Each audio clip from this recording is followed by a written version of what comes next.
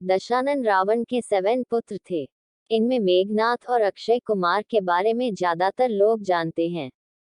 इनके अलावा अतिकाय, त्रिशिरा, प्रहस्त, नरांतक और देवांतक नाम के 5 अन्य पुत्र भी थे। दुनिया भर में वाल्मीकि रामायण के अलावा भी कई रामायण लिखी गई हैं। ऐसी ही 2 रामायण में लंका नरेश रावण की एक बेटी का भी जिक्र है। श्री राम, राम भक्त हनुमान और रावण वध से जुड़ी कई कहानियां भारत ही नहीं, भारत के बाहर भी सुनी सुनाई जाती हैं। वाल्मीकि रामायण के अलावा भी कई देशों में अलग अलग रामायण लिखी गई हैं। ऐसी ही 2 रामायण में रावण की बेटी के बारे में लिखा गया है। यही नहीं, उनमें रावण की बेटी को हनुमान जी से प्रेम होने का उल्लेख भी किया गया है। हालांकि वाल्मीकि रामायण या तुलसीदास जी कृत रामचरितमानस में रावण की बेटी का जिक्र नहीं मिलता है। आज हम बताएंगे कौन कौन सी रामायण में रावण की बेटी से जुड़ी कहानियां लिखी गई हैं।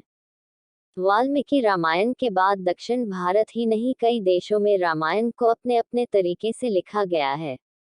इनमें से ज्यादातर रामायण में श्री राम के साथ ही रावण को भी काफी महत्व दिया गया है।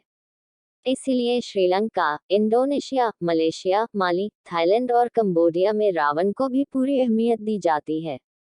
रावण की बेटी का उल्लेख भी थाईलैंड की रामकीन रामायण और कंबोडिया की रामकेर रामायण में किया गया है। क्या कहती है रामकीन रामायण? रामकेर रामायण, रामकीन और रामकेर रामायण के मुताबिक रावण के 3 पत्नियों से 7 बेटे थे।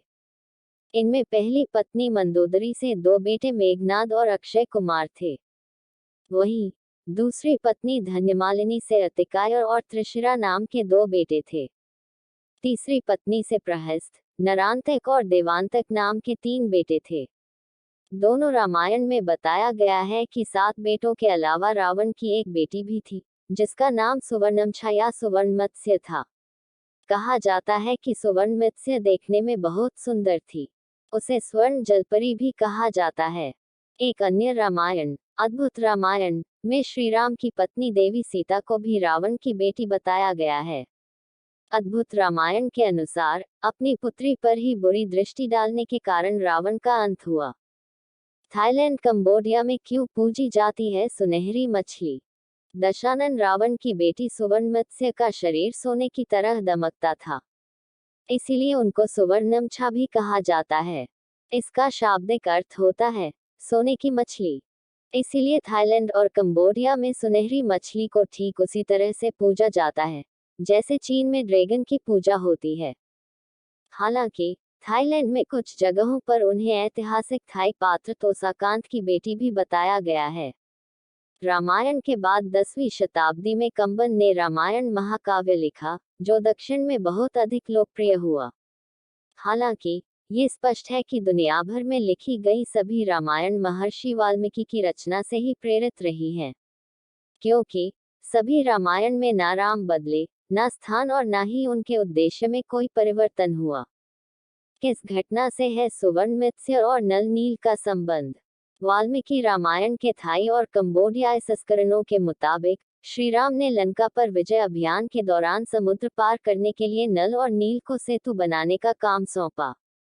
श्रीराम के आदेश पर जब नल और नील लंका तक समुद्र पर सेतु बना रहे तो रावण ने अपनी बेटी सुवर्णमत्स्य को ही ये योजना नाकाम करने का काम सौंपा था। पिता की आज्ञा पाकर सुवर्णमछा ने वानरसेना की ओर से समुद्र में फेंके जाने पत्थरों और चट्टानों को गायब करना शुरू कर दिया।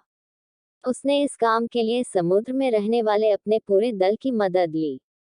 सुवर्णमछा को कैसे हुआ राम भक्त हनुमान जी से प्रेम?